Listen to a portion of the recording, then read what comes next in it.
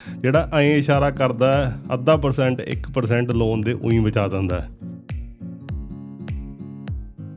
ਦੇਖੋ ਕੋਸ਼ਿਸ਼ ਕਰੀਦੀ ਹੈ ਜੀ ਆਪਦੇ ਵੱਲੋਂ ਕਿ ਵੀ ਸਾਰਿਆਂ ਲਈ ਬੈਸਟ ਕਰ ਸਕੀਏ ਜੀ। ਬਾਕੀ ਬੀਇੰਗ ਅ ਬ੍ਰੋਕਰ ਸਾਡੇ ਹੱਥ 'ਚ ਕੁਛ ਪਾਵਰ ਹੁੰਦੀ ਆ। But from 1st of July 2023 ਇਹ ਜਿਹੜੀ ਸਕੀਮ ਹੈਗੀ ਆ ਹੁਣ PR ਵਾਸਤੇ ਵੀ ਐਲੀਜੀਬਲ ਹੋ ਗਈ ਹੈ। ਜੇ ਕਿਸੇ ਭਰਾ ਦਾ ਮਕਾਨ ਕਿਸੇ ਦੂਜੀ ਸਟੇਟ ਦੇ ਵਿੱਚ ਹੈਗਾ ਤੇ ਉਹ ਫਸਟ ਹੋਮ ਬਾਹਰ ਮਤਲਬ ਵੈਸਟਰਨ ਆਸਟ੍ਰੇਲੀਆ 'ਚ ਘਰ ਲੈ ਰਿਹਾ, ਕੀ ਉਹਨੂੰ 430 ਤੋਂ ਥੱਲੇ ਸਟੈਂਪ ਡਿਊਟੀ ਉਹਦੇ ਵਾਸਤੇ ਵੀ ਮਾਫ ਹੈ ਕਿੱਦਾਂ, ਮਤਲਬ ਕਿ ਨਹੀਂ ਹੈਗੀ? ਸਾਨੂੰ ਸਾਰੇ ਬੈਂਕ ਸੇਮ ਪੇ ਕਰਦੇ ਨੇ ਜੀ। ਇਸ ਕਰਕੇ ਜੇ ਤੁਹਾਨੂੰ ਕੋਈ ਮੋਰਗੇਜ ਬ੍ਰੋਕਰ ਕਿਸੇ ਬੈਂਕ ਵਾਸਤੇ ਐਡਵਾਈਸ ਕਰਦਾ ਹੈ ਜਾਂ ਸੁਜੈਸ਼ਨ ਦਿੰਦਾ ਹੈ, ਉਹ ਪਿਓਰਲੀ ਪਾਲਿਸੀ ਬੇਸਡ ਹੁੰਦਾ ਹੈ ਨਾ। ਓਕੇ। ਕਿਉਂਕਿ ਕਈ ਵਾਰੀ ਲੋਕ ਆ ਜਾਂਦੇ ਨੇ, ਉਹਨਾਂ ਨੂੰ ਇਹ ਬਹੁਤ ਵੱਡੀ ਕਨਫਿਊਜ਼ਨ ਰਹਿ ਜਾਂਦੀ ਹੈ ਕਿ ਵੀ ਅਸੀਂ ਕਿੱਧਰਲੇ ਪਾਸੇ ਘਰ ਲਈਏ, ਕਿੱਧਰ ਘਰ ਸਸਤਾ ਹੈ, ਕਿੱਧਰ ਘਰ ਮਹਿੰਗਾ ਹੈ। ਇਹ ਵੀ ਪਿਓਰਲੀ ਜਿਹੜਾ ਹੈਗਾ ਇਹ ਤੁਹਾਡੀ ਨੀਡਸ ਦੇ ਅਕੋਰਡਿੰਗ ਹੋਣਾ ਚਾਹੀਦਾ। ਹਾਂਜੀ, ਸਤਿ ਸ਼੍ਰੀ ਅਕਾਲ ਜੀ, ਕੀ ਹਾਲ ਚਾਲ ਆ ਦੋਸਤੋ? ਨਾਪਰੀ ਸੰਧੂ ਪੰਜਾਬੀ ਕੈਂਗਰੂ ਤੋਂ ਕਹਿੰਦੇ ਬੰਦਾ ਅੱਜ ਕੌਣ ਆ ਗਿਆ? ਬੰਦਾ ਉਹ ਆ ਗਿਆ ਜਿਹੜਾ ਐਂ ਇਸ਼ਾਰਾ ਕਰਦਾ ਅੱਧਾ % 1% ਲੋਨ ਦੇ ਉਹੀ ਬਚਾ ਦਿੰਦਾ। ਤੇ ਭਾਜੀ ਪ੍ਰੀਤ ਵਿਰਕ ਸਾਡੇ ਨਾਲ ਨੇ। ਸਤਿ ਸ਼੍ਰੀ ਅਕਾਲ ਭਾਜੀ, ਕੀ ਹਾਲ ਚਾਲ ਨੇ? ਜੀ ਬਹੁਤ ਵਧੀਆ, ਤੁਸੀਂ ਸੁਣਾਓ? ਬਹੁਤ ਵਧੀਆ ਜੀ। ਤੇ ਐਦਾਂ ਹੱਥ ਦੇ ਇਸ਼ਾਰੇ ਨਾਲ ਅੱਧਾ % ਕਹਿੰਦੇ ਵੈਸੇ ਹੀ ਬਚਾ ਦਿੰਦਾ ਪ੍ਰੀਤ ਵਿਰਕ। ਦੇਖੋ ਕੋਸ਼ਿਸ਼ ਕਰੀਦੀ ਹੈ ਜੀ ਆਪਦੇ ਵੱਲੋਂ ਕਿ ਵੀ ਸਾਰਿਆਂ ਲਈ ਬੈਸਟ ਕਰ ਸਕੀਏ ਜੀ। ਬਾਕੀ ਬੀਇੰਗ ਅ ਬ੍ਰੋਕਰ ਸਾਡੇ ਹੱਥ 'ਚ ਕੁਛ ਪਾਵਰ ਹੁੰਦੀ ਆ ਜੀ ਨੈਗੋਸ਼ੀਏਟ ਕਰਨ ਦੀ। ਜੀ। ਤੇ ਉਹ ਕੇਸ ਟੂ ਕੇਸ ਅਸੀਂ ਲੈ ਕੇ ਚੱਲਦੇ ਹਾਂ। ਤੇ ਜਿੱਥੇ ਕੇਸ ਸਟਰੋਂਗ ਹੁੰਦਾ ਉਹ ਅਸੀਂ ਡੈਫੀਨਿਟਲੀ ਟਰਾਈ ਕਰੀਦਾ ਕਿ ਵੀ ਹੱਥ ਥੋੜ੍ਹਾ ਕਮਾ ਲਈਏ। ਜੀ ਨਹੀਂ, ਨੈਗੋਸ਼ੀਏਟ ਕਰ ਸਕਦੇ ਹੋ ਕਿਉਂਕਿ ਮੈਨੂੰ ਲੱਗਿਆ ਸੀਗਾ ਸ਼ਾਇਦ ਵੀ ਆਪਾਂ ਸਪੋਜ਼ ਕੋਈ ਬੰਦਾ ਲੋਨ ਲੈ ਕੇ ਆਉਂਦਾ ਵੀ ਮੌਰਗੇਜ ਬ੍ਰੋਕਰ ਕਹਿੰਦਾ ਵੀ ਆ 10 ਬੈਂਕ ਹੈਗੇ ਨੇ, ਜਿਹੜਾ ਸਭ ਤੋਂ ਘੱਟ ਦਿੰਦਾ ਫੋਰ ਐਗਜ਼ਾਮਪਲ, ਮੈਨੂੰ ਇਹ ਲੱਗਿਆ ਸੀ ਵੀ ਸ਼ਾਇਦ ਉਹਦੇ ਨਾਲ ਬੰਦਾ ਪ੍ਰੋਸੀਡ ਕਰ ਲੈਂਦਾ ਹੁੰਦਾ, ਪਰ ਨੈਗੋਸ਼ੀਏਟ ਵੀ ਕਰ ਸਕਦੇ ਹਾਂ। ਬਿਲਕੁਲ ਕਰ ਸਕਦੇ ਹਾਂ ਜੀ, ਕਿਉਂਕਿ ਬੀਇੰਗ ਅ ਬ੍ਰੋਕਰ ਸਾਨੂੰ ਕੁਛ ਬ੍ਰੈਕਟਸ ਦਿੱਤੀਆਂ ਹੁੰਦੀਆਂ ਨੇ ਲੋਨ ਅਮਾਊਂਟਸ ਦੇ ਉੱਤੇ। ਤੇ ਜੇ ਉਹਨਾਂ ਲੋਨ ਅਮਾਊਂਟਸ ਤੋਂ ਤੁਹਾਡਾ ਲੋਨ ਹਾਇਰ ਜਾਂਦਾ ਹੈ ਤੇ ਉਹਦੇ ਵਿੱਚ ਸਾਡੇ ਕੋਲੇ ਅਥੋਰਿਟੀ ਹੁੰਦੀ ਹੈ ਕਿ ਅਸੀਂ ਪ੍ਰਾਈਸਿੰਗ ਰਿਕੁਐਸਟ ਪਾ ਸਕਦੇ ਹਾਂ, ਜਿਹਦੇ ਵਿੱਚ ਜਿਵੇਂ ਆਪਾਂ ਕਹਿ ਲਈਏ ਫੋਰ ਐਗਜ਼ਾਮਪਲ 0.5 ਬੇਸਿਸ ਪੁਆਇੰਟ ਦਾ ਜਿਹੜਾ ਉਹਨੂੰ 0.05 ਬੇਸਿਸ ਪੁਆਇੰਟ ਦਾ ਡਿਫਰੈਂਸ ਹੋ ਜਾਂਦਾ। ਅੱਧਾ ਦਾ ਨਹੀਂ ਜੀ, 0.5 ਦਾ। ਓਕੇ। ਹਾਂਜੀ। ਉਹ ਆਪਾਂ ਨੈਗੋਸ਼ੀਏਟ ਕਰ ਸਕਦੇ ਹਾਂ, ਹੈ ਨਾ। ਕਈ ਬੈਂਕਸ ਜ਼ਿਆਦਾ ਵੀ ਕੇਟਰ ਕਰ ਦਿੰਦੀਆਂ, ਬਟ ਇਸ ਵੇਲੇ ਸਿਚੁਏਸ਼ਨ ਬਹੁਤ ਟਾਈਟ ਹੈ। ਜੀ ਭਾਜੀ। ਤੇ ਦੋਸਤੋ ਜਿਹੜਾ ਇਹ ਐਪੀਸੋਡ ਫਸਟ ਹੋਮ ਬਾਹਰ ਵਾਸਤੇ ਬੜਾ ਖਾਸ ਹੋਊਗਾ, ਕਿਉਂ ਕਾਰਨ ਉਹਦਾ ਇਹ ਆ ਵੀ ਫਸਟ ਹੋਮ ਬਾਹਰ ਗ੍ਰਾਂਟ ਦੀ ਇੱਕ ਐਕਸਟੈਂਸ਼ਨ ਆ ਰਹੀ ਆ। ਪਹਿਲਾਂ ਇਹ ਹੁੰਦਾ ਸੀਗਾ ਸਿਰਫ ਸਿਟੀਜ਼ਨ ਜਿਹੜੇ ਹੁੰਦੇ ਸੀਗੇ ਆਸਟ੍ਰੇਲੀਅਨ ਸਿਟੀਜ਼ਨਸ, ਉਹ 5% ਜੇ ਉਹ ਗ੍ਰਾਂਟ ਉਹਨਾਂ ਨੂੰ ਮਿਲਦੀ ਆ 5% ਦੇ ਵਿੱਚ ਮਕਾਨ ਲੈ ਸਕਦੇ ਸੀਗੇ ਆਸਟ੍ਰੇਲੀਆ ਦੇ ਵਿੱਚ। ਅਤੇ ਇਸ ਵਾਰ ਕੁਛ ਕੁ ਚੇਂਜਿਸ ਆਏ ਨੇ ਉਹਦੇ ਵਿੱਚ। PR ਜਿਹੜੇ ਸਾਡੇ ਭੈਣ ਭਰਾ ਹੋਏ ਨੇ ਉਹ ਵੀ 5% ਨਾਲ ਮਕਾਨ ਲੈ ਸਕਦੇ ਨੇ, ਅਤੇ ਕੁਛ ਕੁ ਹੋਰ ਚੀਜ਼ਾਂ ਵੀ ਉਹਦੇ ਵਿੱਚ ਇਨਕਲੂਡ ਨੇ ਵੀ ਸ਼ਾਇਦ 2% ਵੀ ਕੈਟੇਗਰੀ ਹੈਗੀ ਆ ਜਿਹੜੇ ਸਿੰਗਲ ਮਦਰ ਲੈ ਸਕਦੇ ਆ। ਅਤੇ ਭਾਜੀ ਹੁਣੀ ਪਹਿਲਾਂ ਇਸ ਸਕੀਮ ਬਾਰੇ ਦੱਸੋ ਅਤੇ ਇਹਦੀ ਐਲੀਜੀਬਿਲਿਟੀ ਦੱਸੋ ਕੀ ਆ ਜੀ? ਇਹ ਸਕੀਮ ਜਿਹੜੀ ਹੈਗੀ ਆ ਆਪਣੀ ਫੈਡਰਲ ਗਵਰਨਮੈਂਟ ਦੀ ਸਕੀਮ ਹੈਗੀ ਹੈ, ਅਤੇ ਤਾਂ ਹੀ ਕਰਕੇ ਇਹ ਸਕੀਮ ਜਿਹੜੀ ਹੈ ਪਹਿਲਾਂ ਸਿਰਫ ਸਿਟੀਜ਼ਨਸ ਵਾਸਤੇ ਸੀਗੀ। But from 1st of July 2023 ਇਹ ਜਿਹੜੀ ਸਕੀਮ ਹੈਗੀ ਆ ਹੁਣ PR ਵਾਸਤੇ ਵੀ ਐਲੀਜੀਬਲ ਹੋ ਗਈ ਹੈ। ਇਹਦੇ ਵਿੱਚ ਕੀ ਹੈਗਾ ਕਿ you only need a 5% deposit, ਜਿਹਨੂੰ ਆਪਾਂ ਜੈਨੂਅਨ ਸੇਵਿੰਗਸ ਕਹਿ ਲਈਦਾ, ਅਤੇ ਉਹ ਤੁਸੀਂ ਆਪਣਾ ਸ਼ੋਅ ਕਰਨੇ ਨੇ। ਅਤੇ ਤੁਹਾਨੂੰ 80%, ਜਿਹਨੂੰ ਆਪਾਂ 80% LVR ਕਹਿ ਲਈਦਾ, 80% ਵਾਲੇ ਤੁਹਾਨੂੰ ਇੰਟਰਸਟ ਰੇਟ ਮਿਲਣਗੇ, ਪਲੱਸ ਤੁਹਾਨੂੰ ਜਿਹੜਾ ਹੈਗਾ ਕੋਈ ਲੈਂਡਰਸ ਮੋਰਗੇਜ ਇੰਸ਼ੋਰੈਂਸ ਨਹੀਂ ਪਏਗੀ, ਕਿਉਂਕਿ ਜਿਹੜਾ 15% ਦਾ ਗੈਪ ਹੈਗਾ that is covered by government. ਅਤੇ ਉਹ ਗਵਰਨਮੈਂਟ ਦੀਆਂ 35,000 ਸਪੋਟਸ ਹੈਗੀਆਂ ਨੇ ਜੀ for the whole financial year, ਅਤੇ ਉਹਦੇ ਵਿੱਚ ਆਪਾਂ ਜਿਹੜਾ ਹੈਗਾ ਉਹ ਸਪੋਟ ਲੈ ਸਕਦੇ ਹਾਂ। ਬਟ ਅਗੇਨ ਇਹਦੇ ਵਾਸਤੇ ਕੁਛ ਐਲੀਜੀਬਿਲਿਟੀ ਕ੍ਰਾਈਟੀਰੀਆ ਹੈਗਾ। ਐਲੀਜੀਬਿਲਿਟੀ ਕ੍ਰਾਈਟੀਰੀਆ ਦੇ ਵਿੱਚ ਆਉਂਦਾ ਹੈ ਜੀ ਤੁਹਾਡੀ ਇਨਕਮ। ਜੇ ਤੁਸੀਂ ਮੈਰਿਡ ਹੈਗੇ ਹੋ, ਤੁਹਾਡੀ ਕਪਲ ਦੀ ਇਨਕਮ ਜਿਹੜੀ ਹੈਗੀ ਆ ਸ਼ੁੱਡ ਬੀ ਲੈਸ ਦੈਨ 200,000। ਹਾਂਜੀ। ਅਤੇ ਜੇ ਤੁਸੀਂ ਸਿੰਗਲ ਹੈਗੇ ਹੋ ਤਾਂ 1,25,000। ਓਕੇ ਹਾਂਜੀ, ਤੇ ਮੈਕਸਿਮਮ ਅਮਾਊਂਟ ਜਿਹੜੀ ਤੁਸੀਂ ਲੈ ਸਕਦੇ ਹੋ ਦੈਟ ਇਜ਼ 600,000, 6 ਲੱਖ ਤੱਕ ਦਾ ਘਰ ਤੁਸੀਂ ਲੈ ਸਕਦੇ ਹੋ ਜੀ। ਤੇ ਵੈਸਟਰਨ ਆਸਟ੍ਰੇਲੀਆ ਵਾਲਿਆਂ ਵਾਸਤੇ ਮਤਲਬ ਵਧੀਆ ਫਾਇਦੇ ਦੀ ਵੀ ਜਿਹੜਾ ਇਹ ਚੀਜ਼ ਲੱਗਦੀ ਹੈ, ਕਿਉਂਕਿ 5.5 ਦੇ ਆਸ-ਪਾਸ ਵੈਸਟਰਨ ਆਸਟ੍ਰੇਲੀਆ 'ਚ ਵਧੀਆ ਘਰ ਮਿਲ ਜਾਂਦਾ ਕਿਸੇ ਠੀਕ ਠਾਕ ਸਵਰਬ ਦੇ ਵਿੱਚ ਜੀ। ਅਤੇ ਇਹਦੇ ਵਿੱਚ ਜੇ ਆਪਾਂ ਸਪੈਸੀਫਿਕਲੀ ਵੈਸਟਰਨ ਆਸਟ੍ਰੇਲੀਆ ਦੀ ਗੱਲ ਕਰਦੇ ਹਾਂ, ਕੁਛ ਰੀਜਨਲ ਵਾਲੇ ਲੋਕਾਂ ਵਾਸਤੇ ਕੁਛ ਐਡਵਾਂਟੇਜ ਹੈਗੀ ਇਹਦੇ ਵਿੱਚ ਰੀਜਨਲ ਦੇ ਵੀ ਸਪੌਟਸ ਹੈਗੇ ਨੇ ਜੀ, ਜਿਹੜੇ ਕਿ ਸੈਪਰੇਟ ਹੈਗੇ ਨੇ ਜੀ। ਬਾਕੀ ਮੇਨ ਜਿਹੜਾ ਹੈਗਾ, ਜੇ ਆਪਾਂ ਮੈਟਰੋ ਦੇ ਉੱਤੇ ਫੋਕਸ ਕਰਦੇ ਹਾਂ ਜਾਂ ਮੈਟਰੋ ਦੀ ਗੱਲ ਕਰਦੇ ਹਾਂ, ਇਹਦੇ ਵਿੱਚ ਮਲਟੀਪਲ ਜਿਹੜੀਆਂ ਹੈਗੀਆਂ ਨੇ ਆਪਸ਼ਨਸ ਅਸੀਂ ਇਕੱਠੀਆਂ ਕਰ ਸਕਦੇ ਹਾਂ for the first home buyers, ਜਿਹਦੇ ਵਿੱਚ ਕਿ ਲੈਟਸ ਸੇ ਜਿਵੇਂ ਤੁਸੀਂ ਫਰਸਟ ਹੋਮ ਬਾਇਰ ਹੋ, ਤੁਹਾਨੂੰ ਘਰ ਪਸੰਦ ਆ ਗਿਆ ਜੀ 430 ਦਾ, ਹਾਂਜੀ, ਤੁਸੀਂ ਕੋਈ ਸਟੈਂਪ ਡਿਊਟੀ ਨਹੀਂ ਦੇਣੀ, ਓਕੇ, ਯੂ ਓਨਲੀ ਪੇ 5%, ਤੇ ਤੁਹਾਨੂੰ ਕੋਈ LMI ਨਹੀਂ ਪੈਣੀ, ਫਿਰ ਤਾਂ ਪੂਰੀ ਬੱਲੇ ਬੱਲੇ ਆ। ਠੀਕ ਹੈ ਜੀ। ਫਿਰ ਤੁਸੀਂ ਆਪਣਾ ਜੇ ਉਹਨੂੰ ਵਰਕਆਊਟ ਕਰਕੇ ਦੇਖੀਏ around $23,000-24,000 you will complete the transaction. ਅਤੇ ਆਪਣਾ ਜਿਹੜੇ ਫਰਸਟ ਹੋਮ ਬਾਇਰਸ ਹੈਗੇ ਨੇ ਜੀ, ਉਹਨਾਂ ਲਈ 430 to 530, 4,30,000 ਤੋਂ 5,30,000 ਤੱਕ ਰਿਬੇਟਡ ਸਟੈਂਪ ਡਿਊਟੀ ਹੈਗੀ ਹੈ। ਓਕੇ, ਉਹ ਵੀ ਉੱਤੇ ਵੀ ਡਿਸਕਾਊਂਟ ਹੈ, ਉਹਦੇ ਉੱਤੇ ਵੀ ਡਿਸਕਾਊਂਟ ਹੈਗਾ। ਜੇ ਕੋਈ ਸੈਕਿੰਡ ਹੋਮ ਬਾਇਰ ਹੈ ਜਾਂ ਕੋਈ ਇਨਵੈਸਟਰ ਹੈਗਾ, ਜੇ ਉਹ ਬਾਏ ਕਰਦਾ ਹੈ, they will pay somewhere around $20,000-25,000 stamp duty on a 530, whereas ਜਿਹੜਾ ਆਪਣਾ ਕੋਈ ਫਰਸਟ ਹੋਮ ਬਾਇਰ ਹੈਗਾ, ਦੇ ਵਿਲ ਪੇ ਓਨਲੀ $15,000-16,000, ਅਤੇ ਉਹਦੇ ਵਿੱਚ ਵੀ ਡੈਫੀਨੇਟਲੀ ਸੇਵਿੰਗਸ ਹੈਗੀਆਂ ਨੇ ਜੀ। ਜੀ।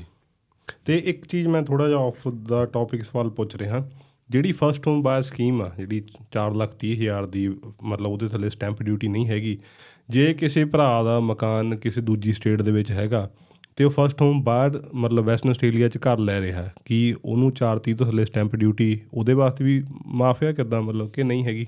ਓਕੇ, ਜਿੱਦਾਂ ਮੈਂ ਤੁਹਾਨੂੰ ਦੱਸਿਆ ਕਿ ਵੀ ਇਟਸ ਅ ਫੈਡਰਲ ਗਵਰਨਮੈਂਟ ਜਿਹੜੀ ਹੈਗੀ ਹੈ ਉਹ ਓਵਰਆਲ ਆਸਟ੍ਰੇਲੀਆ ਨੂੰ ਦੇਖਦੀ ਹੈ, ਓਬਵੀਅਸਲੀ ਉਹ ਸਟੇਟ ਗਵਰਨਮੈਂਟ ਦਾ ਨਹੀਂ ਰੈਗੂਲੇਸ਼ਨ ਹੈਗੀ। ਫੈਡਰਲ ਦੇ ਕਾਰਨ ਤੁਸੀਂ ਕਿਤੇ ਵੀ ਪ੍ਰੋਪਰਟੀ ਓਨ ਕਰਦੇ ਹੋ within Australia, you will be considered as a second home buyer ਜੀ, ਓਬਵੀਅਸਲੀ। ਅਤੇ ਉਹ ਤੁਸੀਂ ਉਹ ਜਿਹੜੇ ਸੈਕਿੰਡ ਹੋਮ ਬਾਇਰ ਹੈ, they will pay stamp duty from $1 ਜੀ। ਹਾਂਜੀ।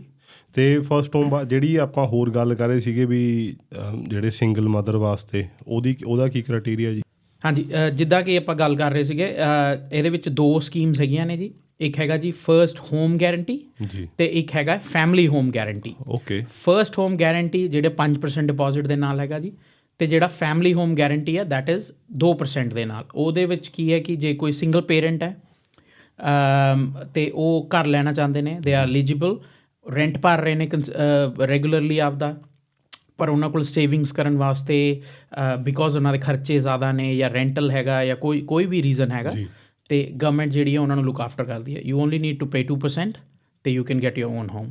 ਉਹਨਾਂ ਵਾਸਤੇ ਵੀ ਸੇਮ ਕ੍ਰਾਈਟੀਰੀਆ, ਐਲੀਜੀਬਿਲਿਟੀ ਕ੍ਰਾਈਟੀਰੀਆ ਹੈਗਾ, ਪਲੱਸ ਉਹਨਾਂ ਨੂੰ ਜਿਹੜਾ ਹੈਗਾ ਸਿਰਫ 2% ਦੇਣਾ ਰਾਦਰ ਦੈਨ 5% ਜੀ। ਅਤੇ ਇਹਦੇ ਵਿੱਚ ਕੁਛ ਇੱਦਾਂ ਵੀ ਸੀਗਾ, ਜੇ ਕਿਸੇ ਨੇ 10 ਸਾਲ ਪਹਿਲਾਂ ਘਰ ਲਿਆ ਹੋਵੇ ਉਹ ਵੀ ਐਲੀਜੀਬਲ ਹੁੰਦਾ, ਉਹ ਕੀ ਸੀ? ਬਿਲਕੁਲ ਜੀ। ਜੇ ਤੁਸੀਂ ਅੱਜ ਤੋਂ ਲਾਸਟ 10 ਈਅਰਸ ਦੇ ਵਿੱਚ ਪ੍ਰੋਪਰਟੀ ਓਨ ਨਹੀਂ ਕੀਤੀ ਹੈ ਜੀ, ਜੇ ਆਪਾਂ ਅੱਜ ਗੱਲ ਕਰ ਲਈਏ 1 ਜੁਲਾਈ, ਲੈਟਸ ਸੇ 1 ਜੁਲਾਈ 2023, ਤੁਸੀਂ ਅੱਜ ਤੋਂ 1 ਜੁਲਾਈ 2013 ਤੋਂ ਪਹਿਲਾਂ ਪ੍ਰੋਪਰਟੀ ਓਨ ਕਰਦੇ ਸੀ ਅਤੇ ਇਸ ਪੀਰੀਅਡ ਦੇ ਵਿੱਚ ਤੁਸੀਂ ਪ੍ਰੋਪਰਟੀ ਨਹੀਂ ਓਨ ਕੀਤੀ ਹੈ, you are still eligible for that criteria ਜੀ। ਅਤੇ ਕੋਈ ਹੋਰ ਜਾਣਕਾਰੀ ਇਸ ਫਸਟ ਹੋਮ ਬਾਇਰ ਦੇ ਰਿਲੇਟਡ ਵੀ ਕੀ ਤੁਹਾਨੂੰ ਡਾਕੂਮੈਂਟ ਚਾਹੀਦੇ ਹੋਣਗੇ, ਅਤੇ ਜੇ ਕਿਸੇ ਭਰਾ ਭੈਣ ਨੇ ਅਪਲਾਈ ਕਰਨਾ ਹੋਵੇ ਤਾਂ ਉਹ ਕਿੱਥੋਂ ਸ਼ੁਰੂ ਕਰੇ ਇਸ ਚੀਜ਼ ਬਾਰੇ? ਸ਼ੋਰ, ਦੇਖੋ ਮੈਨੂੰ ਰੈਗੂਲਰ ਬੇਸਿਸ ਦੇ ਉੱਤੇ ਕਾਲਸ ਆਉਂਦੀਆਂ ਨੇ ਆਪਣੇ ਬੰਦਿਆਂ ਦੇ, ਸਾਰੇ ਜਾਣੇ ਇਹ ਜਾਣਨਾ ਚਾਹੁੰਦੇ ਨੇ ਵੀ ਮੈਂ ਫਰਸਟ ਹੋਮ ਬਾਇਰ ਹਾਂ ਜੀ, ਮੈਨੂੰ ਪਤਾ ਨਹੀਂ ਹੈ ਕਿ ਮੈਂ ਪਹਿਲਾਂ ਘਰ ਲੱਭਾਂ, ਮੈਂ ਸੇਲਸ ਏਜੰਟ ਨੂੰ ਮਿਲਾਂ, ਮੈਂ ਬ੍ਰੋਕਰ ਨੂੰ ਮਿਲਾਂ, ਮੈਂ ਬੈਂਕ ਨਾਲ ਗੱਲ ਕਰਾਂ, ਮੈਨੂੰ ਕੀ ਦੇ ਆਲਵੇਜ਼ ਫੀਲ ਲੋਸਟ, ਹੈ ਨਾ ਜੀ। ਅਤੇ ਉਹਦੇ ਵਿੱਚ ਜਿਹੜੀ ਜੀ ਇਸ ਚੀਜ਼ ਨੂੰ ਸਿੰਪਲੀਫਾਈ ਆਪਾਂ ਕਰ ਦਿੰਦੇ ਹਾਂ ਇਸ ਵੇਲੇ। ਆਪਣਾ ਜਿਹੜਾ ਸਭ ਤੋਂ ਬੈਸਟ ਹੈਗਾ ਜੀ, best way to go about it, ਪਹਿਲਾਂ ਤੁਸੀਂ ਆਪਦੇ ਆਪ ਨੂੰ ਐਲੀਜੀਬਿਲਿਟੀ ਦੇਖੋ ਆਪਦੀ। ਉਹ ਐਲੀਜੀਬਿਲਿਟੀ ਲਈ ਤੁਹਾਨੂੰ ਮੋਰਗੇਜ ਬ੍ਰੋਕਰ ਨੂੰ ਮਿਲਣਾ ਪਏਗਾ।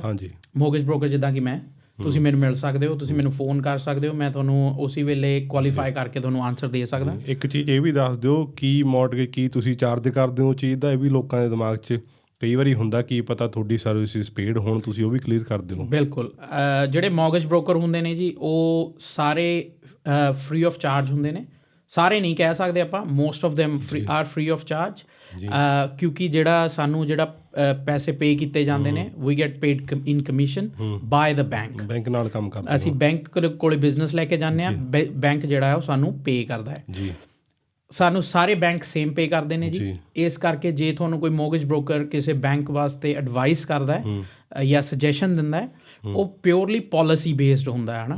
ਇਹ ਜੇ ਤੁਹਾਨੂੰ ਕੋਈ ਆ ਕੇ ਬ੍ਰੋਕਰ ਤੁਹਾਨੂੰ ਸੁਜੈਸ਼ਨ ਦੇ ਰਿਹਾ ਕਿ ਤੁਸੀਂ ਇਹ ਬੈਂਕ ਕੋਲ ਚਲੇ ਜਾਓ ਬਿਕੋਜ਼ ਇਹਨਾਂ ਦੀ ਪੋਲਿਸੀ ਲੀਨੀਅੰਟ ਹੈਗੀ ਹੈ, ਇਟ ਡਜ਼ ਨਾਟ ਮੀਨ ਕਿ ਉਹ ਇਸ ਕਰਕੇ ਕਰ ਰਿਹਾ ਕਿ ਉੱਥੋਂ ਉਹਨੂੰ ਕਮਿਸ਼ਨ ਜ਼ਿਆਦਾ। ਸਾਨੂੰ ਸਾਰੇ ਬੈਂਕ ਇਕੁਅਲੀ ਪੇ ਕਰਦੇ ਨੇ ਅਤੇ ਇਹਦੇ ਵਿੱਚ ਤੇ ਸਿਰਫ ਜਿਹੜਾ ਹੁੰਦਾ ਹੈ ਪੋਲਿਸੀ ਦਾ ਮੈਟਰ ਹੁੰਦਾ ਹੈ। ਆਪਣੇ ਬਹੁਤ ਜ਼ਿਆਦਾ ਕੇਸਿਸ ਜਿਹੜੇ ਹੈਗੇ ਨੇ, ਜਿਵੇਂ ਕਹਿ ਲਈਏ ਕਈ ਵਾਰੀ ਪੁੱਠੇ ਸਿੱਧੇ ਹੁੰਦੇ ਨੇ, ਅਤੇ ਉਹ ਹਰ ਬੰਦਾ ਜਿਹੜਾ ਹੈਗਾ ਕਾਮਨਵੈਲਥ ਬੈਂਕ ਕੋਲ ਜਾ ਕੇ ਲੋਨ ਨਹੀਂ ਲੈ ਸਕਦਾ ਕਿਉਂਕਿ ਉਹਨਾਂ ਦੀ ਸਿਚੁਏਸ਼ਨ ਮੈਟਰ ਕਰਦੀ ਹੈ, ਅਲੱਗ-ਅਲੱਗ ਚੀਜ਼ਾਂ ਹੁੰਦੀਆਂ ਨੇ। ਐਬਸੋਲਿਊਟਲੀ। ਅਤੇ ਉਹ ਇੱਕ ਮੋਰਗੇਜ ਬ੍ਰੋਕਰ ਦਾ ਕੰਮ ਹੁੰਦਾ ਹੈ। ਕਈ ਵਾਰੀ ਆਪਾਂ ਇਹ ਵੀ ਸੁਣੀਦਾ ਵੀ ਮੈਂ ਕਾਮਨਵੈਲਥ ਬੈਂਕ ਨਾਲ 25 ਸਾਲ ਤੋਂ ਬੈਂਕਿੰਗ ਕਰ ਰਿਹਾ ਜੀ, ਮੈਨੂੰ ਲੋਨ ਨਹੀਂ ਦਿੱਤਾ ਉਹਨਾਂ ਨੇ। ਉਹਦਾ ਮਤਲਬ ਇਹ ਨਹੀਂ ਹੈਗਾ ਕਿ ਉਹ ਤੁਹਾਨੂੰ ਲੋਨ ਨਹੀਂ ਦੇਣਾ ਚਾਹੁੰਦੇ, ਸਿਰਫ ਤੇ ਸਿਰਫ ਪ੍ਰੋਬਲਮ ਇੱਥੇ ਆਉਂਦੀ ਹੈ ਕਿ ਤੁਹਾਡੀ ਜਿਹੜੀ ਸਿਚੁਏਸ਼ਨ ਹੈਗੀ ਹੈ ਉਹ ਉਹਨਾਂ ਦੀ ਪੋਲਿਸੀ ਨਾਲ ਟਾਈਨ ਨਹੀਂ ਹੁੰਦੀ ਹੈ ਜੀ। ਅਤੇ ਇੱਕ ਚੀਜ਼ ਹੋਰ, ਤੁਸੀਂ ਬੈਂਕ ਦਾ ਨਾਂ ਨਾ ਹੀ ਲਿਓ, ਚਾਹੇ ਐਕਸ ਬੈਂਕ ਕਹਿ ਦਿਓ। ਅੱਛਾ, ਰੌਲੇ ਬਹੁਤ ਪੈਂਦੇ ਨੇ ਇੱਥੇ। ਸਹੀ ਜੀ। ਅਤੇ ਕਿਉਂਕਿ ਨੋਰਮਲੀ ਜਿਹੜੀ ਚੀਜ਼ ਮੈਂ ਸਮਝੀ ਆ ਵੀ ਮੌਰਗੇਜ ਬ੍ਰੋਕਰ, ਜੇ ਸਪੋਜ਼ ਮੈਂ ਜਾ ਰਿਹਾ ਵੀ ਮੈਨੂੰ ਲੋਨ ਲੈ ਕੇ ਦਿਓ, ਮੇਰੀ ਸਿਚੁਏਸ਼ਨ ਦੇ ਹਿਸਾਬ ਦੇ ਨਾਲ ਜਿਹੜਾ ਵੀ ਲੈਂਡਰ ਜਿੱਥੋਂ ਵੀ ਮੈਨੂੰ ਬੈਸਟ ਡੀਲ ਮਿਲਦੀ ਹੋਊਗੀ, ਤੁਸੀਂ ਮੇਰੇ ਵਾਸਤੇ ਉਹ ਲੱਭ ਕੇ ਦੇਣੀ ਆ। ਐਬਸੋਲਿਊਟਲੀ ਇਹੀ ਮੋਰਗੇਜ ਬ੍ਰੋਕਰ ਦਾ ਕੰਮ ਹੈਗਾ ਜੀ। ਲੈਟਸ ਸੇ ਤੁਸੀਂ ਡਾਇਰੈਕਟਲੀ ਬੈਂਕ ਕੋਲ ਜਾਂਦੇ ਹੋ, ਹੈ ਨਾ ਜੀ। ਤੁਸੀਂ ਐਕਸ ਬੈਂਕ ਕੋਲ ਜਾਂਦੇ ਹੋ, ਐਕਸ ਬੈਂਕ ਤੁਹਾਡਾ ਪੁਰਾਣਾ ਬੈਂਕ ਹੈਗਾ, ਤੁਸੀਂ ਉਹਨਾਂ ਤੋਂ ਬਹੁਤ ਟਾਈਮ ਤੋਂ ਡੀਲ ਕਰ ਰਹੇ ਹੋ ਅਤੇ ਤੁਹਾਨੂੰ ਪੂਰਾ ਵਿਸ਼ਵਾਸ ਹੈ ਕਿ X bank will lend me this money ਜੀ। ਬਟ ਐਕਸ ਬੈਂਕ ਦੇ ਨਾਲ ਹੀ ਵਾਈ ਬੈਂਕ ਹੈਗਾ ਜੋ ਕਿ ਉਹਦੇ ਤੋਂ 0.5 ਸਸਤਾ ਹੈ ਅਤੇ ਉਹਨਾਂ ਦੀ ਪੋਲਿਸੀ ਜ਼ਿਆਦਾ ਲੀਨੀਅੰਟ ਹੈਗੀਆਂ ਨੇ। ਐਕਸ ਬੈਂਕ ਤੁਹਾਨੂੰ ਕਦੀ ਵੀ ਨਹੀਂ ਦੱਸੇਗਾ there is a Y bank as well. X bank ਜੋ ਕੁਛ ਹੋਏਗਾ they will try their level best to land you ਜੋ ਵੀ ਤੁਸੀਂ ਲੈਣਾ ਚਾਹੁੰਦੇ ਹੋ, ਠੀਕ ਹੈ ਜੀ। ਬਟ ਬ੍ਰੋਕਰ ਦੇ ਕੋਲ ਆਉਣ ਦਾ ਤੁਹਾਡੇ ਕੋਲ ਬੈਨੀਫਿਟ ਜਿਹੜਾ ਸਭ ਤੋਂ ਵੱਡਾ ਇਹ ਹੈਗਾ ਕਿ we will have access from A to Z। ਅਸੀਂ ਤੁਹਾਡੇ ਵਾਸਤੇ 5 ਟੌਪ ਪ੍ਰੋਡਕਟ ਕੱਢਾਂਗੇ ਜਾਂ ਟੌਪ 10 ਪ੍ਰੋਡਕਟ ਕੱਢਾਂਗੇ ਅਤੇ ਤੁਹਾਨੂੰ ਪ੍ਰੈਜ਼ੈਂਟ ਕਰਾਂਗੇ ਜਿਹੜਾ ਵਧੀਆ ਹੋਏਗਾ, ਹੈ ਨਾ ਜੀ। ਉਹ ਵਧੀਆ ਵਾਸਤੇ ਅਗੇਨ ਕ੍ਰਾਈਟੀਰੀਆ ਫੋਲੋ ਹੁੰਦਾ ਜੀ ਕਿ ਵੀ ਤੁਹਾਡੀ ਸਿਚੁਏਸ਼ਨ ਕਿੱਦਾਂ ਆਉਂਦੀ ਹੈ ਜੀ। Are you a policy driven customer, are you interest rate driven customer, ਉਹ ਕਿਸ ਤਰ੍ਹਾਂ ਕਿਹੜੇ ਬਾਕਸ ਦੇ ਵਿੱਚ ਜਿਹੜਾ ਹੈਗਾ ਉਹ ਜਿਹੜੀ ਚੀਜ਼ਾਂ ਹੈਗੀਆਂ ਫਿੱਟ ਆਉਂਦੀਆਂ ਨੇ, ਅਤੇ ਉਹਦੇ ਅਕੋਰਡਿੰਗ ਤੁਹਾਨੂੰ ਜਿਹੜਾ ਹੈਗਾ ਅਸੀਂ ਤੁਹਾਡੇ ਵਾਸਤੇ ਪ੍ਰੋਡਕਟ ਫਾਈਂਡ ਕਰਦੇ ਹਾਂ ਬੈਂਕ ਦਾ, ਅਤੇ ਉਹ ਤੁਹਾਨੂੰ ਅਸੀਂ ਪ੍ਰੈਜ਼ੈਂਟ ਕਰਾਂਗੇ ਕਿਉਂਕਿ ਉਹਨਾਂ ਬੈਂਕਸ ਦੇ ਨਾਲ ਹਾਇਰ ਪੋਸੀਬਿਲਿਟੀਜ਼ ਹੁੰਦੀਆਂ ਨੇ ਅਪਰੂਵਲ ਵਾਸਤੇ ਜੀ।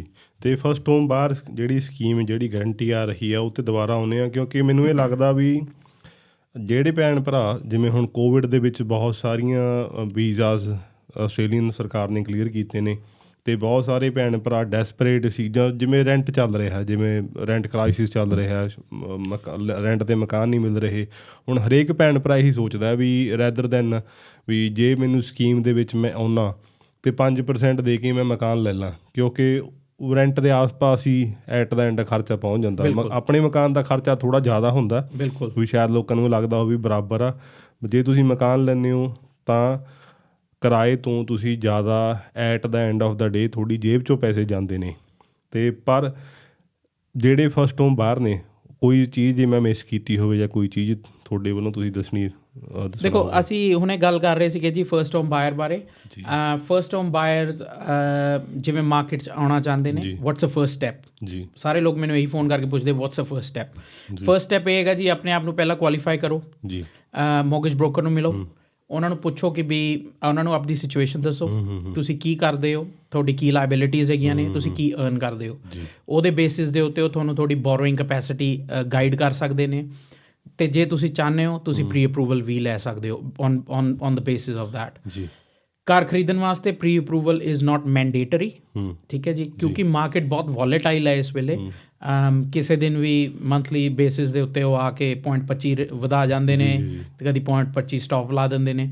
ਇਸ ਕਰਕੇ ਮਾਰਕੀਟ, ਜਿਵੇਂ ਤੁਸੀਂ ਮੇਰੇ ਨਾਲ ਗੱਲ ਕੀਤੀ ਅੱਜ ਤੋਂ 2 ਮਹੀਨੇ ਪਹਿਲਾਂ, ਅਤੇ ਮੈਂ ਤੁਹਾਨੂੰ ਕੁਆਲੀਫਾਈ ਕੀਤਾ ਫॉर 500,000, 2 ਮਹੀਨੇ ਬਾਅਦ 2 ਵਾਰੀ 0.25 ਦਾ ਹਾਈਕ ਆ ਗਿਆ, 500,000 ਇਜ਼ ਨਾਟ 500,000 ਐਨੀਮੋਰ। ਜੀ ਉਹ ਘਟ ਕੇ ਤੁਹਾਡਾ ਜਿਹੜਾ ਹੈਗਾ 450, 460, 470 ਤੇ ਆ ਜਾਏਗਾ। ਓਕੇ, ਠੀਕ ਹੈ ਜੀ। ਤਾਂ ਇਸ ਗੱਲ ਕਰਕੇ ਥੋੜਾ ਕੌਨਫੀਡੈਂਸ ਹੋ ਜਾਂਦਾ ਹੈ ਜੇ ਤੁਸੀਂ ਪ੍ਰੀ ਅਪਰੂਵਲ ਲੈ ਲੈਂਦੇ ਹੋ। ਬਾਕੀ ਪ੍ਰੀ ਅਪਰੂਵਲ ਲੈਣਾ is not mandatory. You can go out and buy a property any day. ਬਹੁਤ ਸਾਰੇ ਸੇਲਸ ਏਜੰਟ ਹੈਗੇ ਨੇ, they always cater ਕਿ ਮੇਰੇ ਕੋਲ ਮੌਰਗੇਜ ਬ੍ਰੋਕਰ ਹੈਗਾ ਜੀ, I have been qualified for such and such amounts। ਤੇ ਜੇ ਕੋਈ ਆ ਕੇ 550,000 ਦੇ ਘਰ ਦੇਖ ਰਿਹਾ ਤੇ ਨੋਰਮਲੀ ਮੈਨੂੰ ਇਹ ਵੀ ਫੋਨ ਆਉਂਦੇ ਨੇ ਸੇਲਸ ਏਜੰਟਸ ਤੋਂ ਜਸਟ ਟੂ ਕਨਫਰਮ ਕਿ ਵੀ ਸਾਡੇ ਕੋਲ ਇੱਕ ਕਲਾਇੰਟ ਆਇਆ ਐਂਡ ਹੀ ਇਜ਼ ਕਨਫਰਮਿੰਗ ਕਿ ਵੀ ਮੈਂ 550 ਲਈ ਕੁਆਲੀਫਾਈਡ ਹਾਂ, ਕੈਨ ਯੂ ਪਲੀਜ਼ ਕਨਫਰਮ। ਤੇ ਅਸੀਂ ਅੱਗੋਂ ਦੀ ਉਹ ਕਨਫਰਮ ਵੀ ਕਰ ਦਈਦਾ, ਅਸੀਂ ਉਹਨਾਂ ਨੂੰ ਦੱਸ ਦਈਦਾ ਕਿ ਹਾਂਜੀ ਵੀ ਆਰ ਇਨ ਦਾ ਪ੍ਰੋਸੈਸ, ਇਹਨਾਂ ਦੇ ਡਾਕੂਮੈਂਟਸ ਮੇਰੇ ਕੋਲ ਆ ਚੁੱਕੇ ਨੇ, ਅਸੀਂ ਪੇ ਸਲਿੱਪਾਂ ਚੈੱਕ ਕਰ ਚੁੱਕੇ ਹਾਂ, ਅਸੀਂ ਇਹਨਾਂ ਦੀ ਕ੍ਰੈਡਿਟ ਹਿਸਟਰੀ ਚੈੱਕ ਕਰ ਚੁੱਕੇ ਹਾਂ, everything is in line. It's just a matter ਕਿ ਵੀ ਅਸੀਂ ਹਾਲੇ ਪ੍ਰੀ ਅਪਰੂਵਲ ਨਹੀਂ ਲੌਂਚ ਕੀਤੀ, they are just still looking and still thinking. ਤੇ ਇੱਕ ਵਾਰੀ ਉਹ ਕਰਨ ਤੋਂ ਬਾਅਦ ਤੁਹਾਨੂੰ ਆਪਣਾ ਸੇਲਸ ਏਜੰਟ ਫਾਈਨਲ ਕਰੋ ਜੀ, ਪ੍ਰੋਪਰਟੀ ਫਾਈਨਲ ਕਰੋ, ਏਰੀਆ ਫਾਈਨਲ ਕਰੋ। ਇਹ ਬਹੁਤ ਜ਼ਰੂਰੀ ਹੈ ਕਿਉਂਕਿ ਕਈ ਵਾਰੀ ਲੋਕ ਆ ਜਾਂਦੇ ਨੇ, ਉਹਨਾਂ ਨੂੰ ਇਹ ਬਹੁਤ ਵੱਡੀ ਕਨਫਿਊਜ਼ਨ ਰਹਿ ਜਾਂਦੀ ਹੈ ਕਿ ਵੀ ਅਸੀਂ ਕਿੱਧਰਲੇ ਪਾਸੇ ਘਰ ਲਈਏ, ਕਿੱਧਰ ਘਰ ਸਸਤਾ ਹੈ, ਕਿੱਧਰ ਘਰ ਮਹਿੰਗਾ ਹੈ। ਇਹ ਵੀ ਪਿਓਰਲੀ ਜਿਹੜਾ ਹੈਗਾ ਇਹ ਤੁਹਾਡੀ ਨੀਡਸ ਦੇ ਅਕੋਰਡਿੰਗ ਹੋਣਾ ਚਾਹੀਦਾ ਹੈ ਨਾ, ਵੀ ਮੇਰਾ ਕੰਮ ਇੱਧਰਲੇ ਪਾਸੇ ਹੈ, ਮੈਂ ਇੱਧਰਲੇ ਪਾਸੇ ਘਰ ਲੈ ਲਵਾਂ। ਹਾਂਜੀ ਹਾਂਜੀ ਹਾਂ ਜੀ। ਤੇ ਇੱਕ ਆਪਾਂ ਪ੍ਰੀ ਅਪਰੂਵਲ ਦੀ ਗੱਲ ਕਰ ਰਹੇ ਸੀਗੇ, ਜਿੰਨਾ ਕੁ ਮੈਂ ਸਮਝਦਾ, ਪਹਿਲਾਂ ਮੈਂ ਐਕਸਪਲੇਨ ਕਰ ਦਿੰਦਾ ਵੀ ਅੱਜ ਦੇ ਟਾਈਮ ਦੇ ਵਿੱਚ ਪ੍ਰੀ ਅਪਰੂਵਲ ਇੱਕ ਐਕਸਟਰਾ ਟੂਲ ਹੈ। ਸਪੋਜ਼ ਕੋਈ ਮਕਾਨ ਮਾਰਕੀਟ 'ਤੇ ਆਇਆ $5 ਲੱਖ ਦਾ, ਅਤੇ ਕਿਸੇ ਮਤਲਬ 3 ਬੰਦਿਆਂ ਨੇ 5,07,000 ਅਪਲਾਈ ਕਰਤਾ, ਅਤੇ ਉਹ ਤਿੰਨਾਂ 'ਚੋਂ 2 ਕੋਲ ਪ੍ਰੀ ਅਪਰੂਵਲ ਸੀਗੀ। ਅਤੇ ਕੋਸ਼ਿਸ਼ ਇਹ ਹੋਊਗੀ ਵੀ ਉਹਨਾਂ ਦੋਨਾਂ ਨੂੰ ਜ਼ਿਆਦਾ ਇੰਪੋਰਟੈਂਸ ਮਿਲੇ ਜਾਂ ਉਹਨਾਂ ਦਾ ਆਫਰ ਜ਼ਿਆਦਾ ਅੱਗੇ ਲੈ ਕੇ ਜਾਈਏ ਅਸੀਂ, ਕਿਉਂਕਿ ਇੱਕ ਤਾਂ ਲੋਨ ਪ੍ਰੋਸੈਸ ਦੇ ਵਿੱਚ ਟਾਈਮ ਥੋੜ੍ਹਾ ਬਚਦਾ ਵਾ, ਅਤੇ ਦੂਸਰੀ ਗੱਲ ਵੀ ਲੋਨ ਅਪਰੂਵ ਨਹੀਂ ਹੋ ਰਿਹਾ ਅੱਜ ਦੇ ਟਾਈਮ ਦੇ ਵਿੱਚ। ਥੋੜ੍ਹਾ ਜਿਹਾ ਉਹਦੇ ਬਾਰੇ ਦੱਸੋ ਵੀ ਪ੍ਰੀ ਅਪਰੂਵਲ ਅੱਜ ਦੇ ਟਾਈਮ ਦੇ ਵਿੱਚ ਕਿੰਨੀ ਇੰਪੋਰਟੈਂਟ ਹੈ ਤੁਹਾਡੇ ਹਿਸਾਬ ਨਾਲ। ਦੇਖੋ ਜਿਵੇਂ ਆਪਾਂ ਡਿਸਕਸ ਕੀਤਾ ਕਿ ਵੀ ਪ੍ਰੀ ਅਪਰੂਵਲ ਬਹੁਤ ਜ਼ਰੂਰੀ ਹੈ ਜੀ, just purely because market is very volatile. ਠੀਕ ਹੈ ਜੀ, ਮਾਰਕੀਟ ਇੰਨੀ ਜ਼ਿਆਦਾ ਫਲਕਚੂਏਟ ਕਰ ਰਹੀ ਹੈ, ਇੰਟਰਸਟ ਰੇਟ ਇੰਨੇ ਫਲਕਚੂਏਟ ਕਰ ਰਹੇ ਨੇ, ਇਸ ਗੱਲ ਕਰਕੇ ਪ੍ਰੀ ਅਪਰੂਵਲ ਇਜ਼ ਮੈਂਡੇਟਰੀ। ਠੀਕ ਹੈ ਜੀ, ਪਰ ਇੱਕ ਪਾਸੋਂ ਮੈਂ ਕਹੂੰਗਾ ਮੈਂਡੇਟਰੀ ਹੈ, ਦੂਜੇ ਪਾਸੋਂ ਮੈਂ ਕਹੂੰਗਾ ਮੈਂਡੇਟਰੀ ਨਹੀਂ ਹੈ। ਮੈਂਡੇਟਰੀ ਨਹੀਂ ਹੈ, ਮੈਂਡੇਟਰੀ ਆਪਾਂ ਉੱਥੇ ਕਹਿ ਦਿੰਦੇ ਹਾਂ ਕਿ ਵੀ you can not come and bid for this house ਜੇ ਤੁਹਾਡੇ ਕੋਲ ਪ੍ਰੀ ਅਪਰੂਵਲ ਨਹੀਂ ਹੈ। ਹਾਂਜੀ, ਅਸੀਂ ਜੇ ਤੁਹਾਡੇ ਕੋਲ ਪ੍ਰੀ ਅਪਰੂਵਲ ਨਹੀਂ ਹੈ, ਇਹ ਤੁਹਾਡੇ ਤੋਂ ਰਾਈਟ ਲਿਆ ਨਹੀਂ ਜਾ ਸਕਦਾ ਕਿ ਵੀ you can not bid, you can definitely bid. ਪਰ ਜਿਹੜਾ ਸੇਲਸ ਏਜੰਟ ਹੈ ਤੇ ਜਿਹੜਾ ਸੈਲਰ ਹੈ, they will have a more confidence on a customer ਜਿਹੜਾ ਇੱਕ ਲੈਟਰ ਲੈ ਕੇ ਆਊਗਾ ਪ੍ਰੀ ਅਪਰੂਵਲ ਦੀ ਜੀ। ਅਤੇ ਇਸ ਗੱਲ ਕਰਕੇ ਦੇ ਡੈਫੀਨੇਟਲੀ ਉਹਨਾਂ ਨੂੰ ਇੱਕ ਐਡਵਾਂਟੇਜ ਮਿਲ ਜਾਂਦੀ ਹੈ ਜੇ ਤੁਹਾਡੇ ਕੋਲ ਪ੍ਰੀ ਅਪਰੂਵਲ ਹੈਗਾ। ਬਾਕੀ ਜਿਵੇਂ ਤੁਸੀਂ ਗੱਲ ਕੀਤੀ ਬੈਂਕਸ ਦੀ, ਅਤੇ ਬੈਂਕਸ ਦਾ ਜਿਹੜਾ SLA ਕਹਿ ਲਈਏ ਜਾਂ ਉਹਨਾਂ ਨੂੰ ਟਾਈਮ ਫਰੇਮ ਕਹਿ ਲਈਏ, ਇਸ ਵੇਲੇ ਕਾਫੀ ਐਕਸਟੈਂਡਡ ਹੈਗਾ, ਕਾਫੀ ਵਧਿਆ ਹੋਇਆ, ਕਿਉਂਕਿ ਬੜੇ ਸਾਰੇ ਰੀਫਾਈਨੈਂਸ ਹੋ ਰਹੇ ਨੇ, ਬਹੁਤ ਸਾਰੇ ਲੋਕ ਫਿਕਸ ਤੋਂ ਨਿਕਲ ਰਹੇ ਨੇ, ਬਹੁਤ ਸਾਰੀ ਇਕੁਇਟੀ ਅਵੇਲੇਬਲ ਹੋ ਗਈ ਹੈ ਸਡਨਲੀ WA ਮਾਰਕੀਟ ਦੇ ਵਿੱਚ, ਅਤੇ ਲੋਕ ਜਿਹੜਾ ਹੈਗਾ ਨਾ ਉਹਦਾ ਬੈਨੀਫਿਟ ਲੈਣ ਦੀ ਕੋਸ਼ਿਸ਼ ਕਰ ਰਹੇ ਨੇ। ਇਸ ਕਰਕੇ ਥੋੜ੍ਹਾ ਐਕਸਟੈਂਡਡ ਟਾਈਮ ਫਰੇਮਸ ਚੱਲ ਰਹੇ ਨੇ ਬੈਂਕਸ ਦੇ ਨਾਲ ਵੀ ਜੀ। ਅਤੇ ਜੇ ਕਿਸੇ ਭੈਣ ਭਰਾ ਨੇ ਫਸਟ ਹੋਮ ਸਕੀਮ ਵਾਸਤੇ ਅਪਲਾਈ ਕਰਨਾ ਹੋਵੇ ਜਾਂ ਹੋਰ ਡਿਟੇਲਜ਼ ਇਨਫੋਰਮੇਸ਼ਨ ਚਾਹੀਦੀ ਹੋਵੇ, ਤੁਹਾਨੂੰ ਕਿੱਦਾਂ ਕੰਟੈਕਟ ਕਰ ਸਕਦੇ ਆ? ਮੈਨੂੰ ਤੁਸੀਂ ਡਾਇਰੈਕਟਲੀ ਫੋਨ ਕਰ ਸਕਦੇ ਹੋ ਜੀ। ਬਾਕੀ ਸਾਰਿਆਂ ਨੂੰ ਪਤਾ ਹੀ ਹੈ ਮੈਂ ਫੇਸਬੁੱਕ ਦੇ ਉੱਤੇ ਰੈਡਲੀ ਐਡਵਰਟਾਈਜ਼ ਕਰਦਾ, ਤੁਸੀਂ ਮੈਨੂੰ ਡਾਇਰੈਕਟਲੀ ਕਾਲ ਕਰ ਸਕਦੇ ਹੋ। ਮੇਰਾ ਨੰਬਰ ਹੈਗਾ ਜੀ 0430042049, ਜਾਂ ਤੁਸੀਂ ਮੈਨੂੰ ਈਮੇਲ ਵੀ ਕਰ ਸਕਦੇ ਹੋ preet.virk@loanmarket.com.au ਜੀ। ਅਤੇ ਭਾਜੀ ਹੁਣਾਂ ਦੀਆਂ ਕੰਟੈਕਟ ਡਿਟੇਲਸ ਨੀਚੇ ਪੋਸਟ ਦੇ ਵਿੱਚ ਡਿਸਕ੍ਰਿਪਸ਼ਨ 'ਚ ਮੌਜੂਦ ਹੋਣਗੀਆਂ, ਤੁਸੀਂ ਭਾਜੀ ਹੁਣਾਂ ਨੂੰ ਡਾਇਰੈਕਟਲੀ ਕੰਟੈਕਟ ਕਰ ਸਕਦੇ ਹੋ। ਅਤੇ ਫਸਟ ਹੋਮ ਇਸ ਸਪੈਸੀਫਿਕਲੀ ਜੇ ਆਪਾਂ ਸਕੀਮ ਦੀ ਗੱਲ ਕਰੀਏ, ਕੋਈ ਇਨਫੋਰਮੇਸ਼ਨ ਸਕਿਪ ਹੋ ਗਈ ਹੋਵੇ ਜਾਂ ਕੁਛ ਚੀਜ਼ ਤੁਸੀਂ ਦੱਸਣੀ ਚਾਹੁੰਦੇ ਹੋਵੋ? ਦੇਖੋ ਇਹਦੇ ਵਾਸਤੇ ਜਿਹੜੀ ਇੱਕ ਬਿਲਕੁਲ ਇੰਪੋਰਟੈਂਟ ਚੀਜ਼ ਹੈਗੀ ਹੈ ਉਹ ਇਹ ਹੈਗੀ ਹੈ ਕਿ ਵੀ 1 ਜੁਲਾਈ ਆ ਚੁੱਕੀ ਹੈ। ਸਭ ਤੋਂ ਜ਼ਿਆਦਾ ਇੰਪੋਰਟੈਂਟ ਜਿਹੜਾ ਹੈਗਾ ਕਿ ਉਹਨਾਂ ਨੇ ਤੁਹਾਡੀ ਇਨਕਮ ਚੈੱਕ ਕਰਨੀ ਹੈ। ਇਨਕਮ ਚੈੱਕ ਕਰਨ ਵਾਸਤੇ ਉਹ ਪੇ ਸਲਿਪਸ ਨਹੀਂ ਕੰਸੀਡਰ ਕਰਦੇ, ਉਹ ਕੰਸੀਡਰ ਕਰਦੇ ਆ ਤੁਹਾਡਾ last year the notice of assessment ਜੀ। ਅਤੇ ਮੇਕ ਸ਼ੋਰ ਕਰੋ ਜੇ ਤੁਸੀਂ ਇਸ ਸਕੀਮ ਵਾਸਤੇ ਅਪਲਾਈ ਕਰਨਾ ਚਾਹੁੰਦੇ ਹੋ, ਤੁਹਾਡਾ ਟੈਕਸ ਲੌਂਚ ਕੀਤਾ ਹੋਵੇ, ਤੁਹਾਡੇ ਕੋਲ ਨੋਟਿਸ ਆਫ ਅਸੈਸਮੈਂਟ ਜਿਹੜਾ ਰੈਡਲੀ ਅਵੇਲੇਬਲ ਹੋਵੇ, ਕਿਉਂਕਿ ਉਹ ਕਰੰਟ ਇਨਕਮ ਦੇ ਉੱਤੇ ਨਹੀਂ ਅਸੈਸ ਕਰਦੇ ਤੁਹਾਨੂੰ, ਲਾਸਟ ਫਾਈਨੈਂਸ਼ੀਅਲ ਈਅਰ ਦੀ ਇਨਕਮ ਦੇ ਉੱਤੇ ਅਸੈਸ ਕਰਦੇ ਨੇ, ਕਿਉਂਕਿ 1 ਜੁਲਾਈ ਹੋ ਚੁੱਕੀ ਹੈ, ਇਸ ਕਰਕੇ 22-23 ਦਾ ਜਿਹੜਾ ਟੈਕਸ ਰਿਟਰਨ ਹੈਗੀ ਆ ਉਹ ਤੁਹਾਡੇ ਕੋਲ ਨੋਟਿਸ ਆਫ ਅਸੈਸਮੈਂਟ ਤੁਹਾਡੇ ਕੋਲ ਹੋਣਾ ਬਹੁਤ ਜ਼ਰੂਰੀ ਹੈ। ਤੇ ਭਾਜੀ ਇਹ ਸੀਗੀ ਗੱਲ ਆਪਣੀ ਫਸਟ ਹੋਮ ਬਾਹਰ ਦੀ। ਤੇ ਇੱਕ ਜਿਹਨਾਂ ਭੈਣਾਂ ਭਰਾਵਾਂ ਨੇ 2020-21 ਦੇ ਵਿੱਚ ਪ੍ਰੋਪਰਟੀਜ਼ ਲਈਆਂ ਨੇ, ਬਿਲਕੁਲ ਉਹਨਾਂ ਦੇ ਜਿਹੜੇ ਇੰਟਰਸਟ ਰੇਟਸ ਫਿਕਸ ਸੀਗੇ, ਹਾਂਜੀ, ਤੇ ਹੁਣ ਉਹ ਵੇਰੀਏਬਲ ਤੇ ਆ ਰਹੇ ਨੇ। 2% ਸਿੱਧਾ 5.5-6% ਦੇ ਆਸ-ਪਾਸ ਜੰਪ ਹੋ ਰਿਹਾ ਹੈ, ਕਿਸ਼ਤ $1,500 ਦੇ ਆਸ-ਪਾਸ ਡਿਪੈਂਡ ਕਰਦਾ ਘਰ ਦੇ ਉੱਤੇ, ਪ੍ਰਾਈਸ ਦੇ ਉੱਤੇ, ਮੌਰਟਗੇਜ ਦੇ ਉੱਤੇ 1,500 ਮਿਨੀਮਮ ਵੱਧ ਰਹੀ ਹੈ ਮਹੀਨੇ ਦੀ। ਉਹਨਾਂ ਵਾਸਤੇ ਕੀ ਟਿਪ ਆ ਜਦੋਂ ਰੀਫਾਈਨੈਂਸ ਕਰਾਉਣ, ਅਤੇ ਕਿਹੜੀਆਂ ਚੀਜ਼ਾਂ ਦਾ ਉਹ ਖਿਆਲ ਰੱਖਣ? ਦੇਖੋ, ਰੀਫਾਈਨੈਂਸ ਕਰਾਉਣਾ ਜਿਹੜਾ ਹੈਗਾ ਉਹਦੇ ਵਿੱਚ ਮੇਨ ਚੀਜ਼ ਜਿਹੜਾ ਤੁਸੀਂ ਧਿਆਨ ਰੱਖਣਾ ਉਹ ਇਹ ਦੇਖਣਾ ਹੈ ਕਿ ਵੀ ਉਹਦਾ ਪਰਪਸ ਕੀ ਹੈ, ਤੁਸੀਂ ਰੀਫਾਈਨੈਂਸ ਕਰਾ ਰਹੇ ਹੋ ਕਿਸ ਲਈ ਕਰਾ ਰਹੇ ਹੋ, ਹੈ ਨਾ। ਅਗੇਨ ਬਹੁਤ ਸਾਰੇ ਫੈਕਟਰਸ ਹੈਗੇ ਨੇ ਜੀ। ਕਈ ਲੋਕ ਰੀਫਾਈਨੈਂਸ ਕਰਾਉਣਾ ਚਾਹੁੰਦੇ ਨੇ ਕਿਉਂਕਿ ਉਹਨਾਂ ਨੇ ਆਪਣਾ ਡੈਟ ਕੰਸੋਲੀਡੇਟ ਕਰਨਾ ਹੈ। ਕਈ ਲੋਕ ਰੀਫਾਈਨੈਂਸ ਕਰਾਉਣਾ ਚਾਹੁੰਦੇ ਨੇ ਕਿਉਂਕਿ ਉਹਨਾਂ ਨੂੰ ਲੱਗਦਾ ਹੈ ਕਿ ਜਿਹੜੀ ਸਾਡੀ ਇਕੁਇਟੀ ਹੈਗੀ ਹੈ ਉਹ ਅਸੀਂ ਰਾਦਰ ਦੈਨ ਘਰ 'ਚ ਰੱਖਣ ਨਾਲੋਂ ਅਸੀਂ ਉਹ ਕਿਤੇ ਹੋਰ ਯੂਜ਼ ਕਰ ਸਕਦੇ ਹਾਂ। ਕਈ ਵਾਰੀ ਲੋਕ ਰੀਫਾਈਨੈਂਸ ਕਰਦੇ ਨੇ ਬਿਕੋਜ਼ ਤੁਹਾਨੂੰ ਪਤਾ ਆਪਣੀ ਕਮਿਊਨਿਟੀ 'ਚ ਗੱਡੀਆਂ ਦਾ ਬਹੁਤ ਸ਼ੌਂਕ ਆ, ਕਿਸੇ ਨੇ ਗੱਡੀ ਲੈਣੀ ਹੈ, ਅਤੇ ਜੇ ਤੁਹਾਡੇ ਘਰ 'ਚ ਇਕੁਇਟੀ ਹੈਗੀ ਹੈ, ਮੈਂ ਬਿਲਕੁਲ ਸੁਜੈਸਟ ਕਰਦਾ ਲੋਕਾਂ ਨੂੰ ਕਿ ਵੀ ਤੁਸੀਂ ਘਰ 'ਚੋਂ ਪੈਸੇ ਕਢਾ ਕੇ ਆਪਣਾ ਇੱਕ ਸੈਪਰੇਟ ਲੋਨ ਬਣਾ ਲਿਆ ਜਾਏ ਜਿਹੜਾ ਕਿ ਸਸਤਾ ਹੁੰਦਾ, ਅਤੇ ਉਹਨੂੰ ਟਰਾਈ ਕਰੋ ਕਿ 7 ਈਅਰਸ ਤੁਸੀਂ ਪੇ ਆਫ ਕਰੋ, ਲੈ ਸਕਦੇ ਹੋ, ਹੈ ਨਾ, ਤਾਂ ਕਿ ਤੁਸੀਂ ਰਾਦਰ ਦੈਨ ਤੁਸੀਂ ਬਾਹਰ ਜਾ ਕੇ ਕਾਰ ਲੋਨ ਲੈਂਦੇ ਹੋ 8-9% 'ਤੇ, ਉਹੀ ਚੀਜ਼ ਤੁਹਾਨੂੰ ਜਿਹੜੀ ਹੈਗੀ ਹੈ 5-5.5-6% ਦੇ ਉੱਤੇ ਮਿਲ ਜਾਂਦੀ ਹੈ। ਅਤੇ ਜੇ ਆਪਾਂ ਉਹਨੂੰ 7 ਸਾਲ ਦੇ ਵਿੱਚ ਵੇਰੀਐਂਸ ਕਾਊਂਟ ਕਰੀਏ, there is a huge difference ਜਿਹੜਾ ਇੱਕ ਅਮਾਊਂਟ ਦੇ ਵਿੱਚ ਆ ਜਾਂਦਾ ਹੈ ਨਾ। ਅਤੇ ਇਹ ਚੀਜ਼ਾਂ ਦਾ ਤੁਸੀਂ ਧਿਆਨ ਰੱਖਣਾ ਜੀ। ਪਹਿਲਾ ਪਰਪਸ ਤੁਹਾਡਾ ਕੀ ਹੈ? ਹਾਂਜੀ, ਮੇਰਾ ਪਰਪਸ ਹੈਗਾ ਜੀ ਵੀ ਮੈਨੂੰ ਚੀਪੈਸਟ ਰੇਟ ਚਾਹੀਦਾ ਜੀ। ਬਹੁਤ ਵਾਰੀ ਲੋਕਾਂ ਦਾ ਇੱਕ ਸਵਾਲ ਹੁੰਦਾ ਹੈ ਕਿ ਵੀ ਮੈਨੂੰ ਚੀਪੈਸਟ ਰੇਟ ਚਾਹੀਦਾ ਹੈ। ਰੀਫਾਈਨੈਂਸ ਦੇ ਵਿੱਚ ਚੀਪੈਸਟ ਰੇਟ ਉਹੀ ਹੈਗਾ ਜੀ ਜਿਹੜਾ ਤੁਹਾਨੂੰ ਅੱਜ ਮਿਲ ਰਿਹਾ, ਕਿਉਂਕਿ ਕੱਲ੍ਹ ਨੂੰ ਉਹ ਹੈ ਨਹੀਂ ਹੈ, ਉਹ ਨਹੀਂ ਪਤਾ ਹੈ। ਓਕੇ, ਬਹੁਤ ਵਾਰੀ ਇਹ ਹੁੰਦਾ ਹੈ ਕਿ ਵੀ ਅਸੀਂ ਕਲਾਇੰਟ ਕੋਲੇ ਜਾਂਦੇ ਹਾਂ, ਉਹਨਾਂ ਨੂੰ ਕਮਿਟ ਕਰਦੇ ਹਾਂ let's say 5.25% ਜਾਂ 5.5%, ਬਾਏ ਦਾ ਟਾਈਮ ਉਹਨਾਂ ਦੀ ਐਪਲੀਕੇਸ਼ਨ ਲੌਜ ਅਪਰੂਵ ਅਤੇ ਡਾਕੂਮੈਂਟ ਇਸ਼ੂ ਹੁੰਦੇ ਨੇ, ਫੈਡ ਆ ਕੇ ਬਾਹਰ ਇੱਕ ਹੋਰ 0.25 ਦਾ ਹਾਈਕ ਲਾ ਜਾਂਦੀ ਹੈ ਅਤੇ ਉਹ 0.50 ਤੋਂ 0.75 ਹੋ ਜਾਂਦਾ ਹੈ। ਪਰ ਇਹ ਬਹੁਤ ਕਨਫਿਊਜ਼ਨ ਰਹਿ ਜਾਂਦੀ ਹੈ ਲੋਕਾਂ ਦੇ ਵਿੱਚ ਕਿ ਤੁਸੀਂ ਤਾਂ 0.50 ਸਾਨੂੰ ਕਮਿਟ ਕੀਤਾ ਸੀਗਾ ਅਤੇ 0.75 ਹੋ ਗਿਆ। ਇੱਕ ਚੀਜ਼ ਬਹੁਤ ਜ਼ਿਆਦਾ ਕੰਸੀਡਰ ਕਰਨ ਦੀ ਜ਼ਰੂਰਤ ਹੈਗੀ ਹੈ ਜੀ ਕਿ ਇਹ ਜਿਹੜੇ ਲੋਨਸ ਹੁੰਦੇ ਨੇ ਦੇ ਆਰ ਵੇਰੀਏਬਲ, ਅਨਲੈਸ ਤੁਸੀਂ ਫਿਕਸ ਕਰਦੇ ਹੋ, ਕਿਉਂਕਿ ਉਹ ਵੇਰੀਏਬਲ ਹੈ। ਤੁਸੀਂ ਇੱਕ ਚੀਜ਼ ਨੂੰ ਧਿਆਨ ਰੱਖਣਾ ਕਿ ਜੇ ਤੁਸੀਂ 0.75 ਛੱਡ ਕੇ ਮੇਰੇ ਕੋਲ ਆਏ ਸੀਗੇ 0.5 ਲੈਣ, ਉਹ 0.75 ਹੁਣ 6% ਦੇ ਹੋ ਗਿਆ ਹੈ। ਓਕੇ, ਕਿਉਂਕਿ 0.25 ਦਾ ਹਾਈਕ ਸਭ ਨੂੰ ਲੱਗਿਆ ਹੈ, ਸਿਰਫ ਤੁਹਾਨੂੰ ਨਹੀਂ ਲੱਗਿਆ ਜਾਂ ਸਿਰਫ ਇੱਕ ਬੈਂਕ ਨੇ ਨਹੀਂ ਲਗਾਇਆ। ਕਈ ਵਾਰੀ ਕੀ ਹੁੰਦਾ ਹੈ ਕਿ ਵੀ ਕਈ ਬੈਂਕਸ ਬਹੁਤ ਜਲਦੀ ਆ ਕੇ ਇਸ ਚੀਜ਼ ਨੂੰ ਇੰਪਲੀਮੈਂਟ ਕਰ ਦਿੰਦੇ ਨੇ।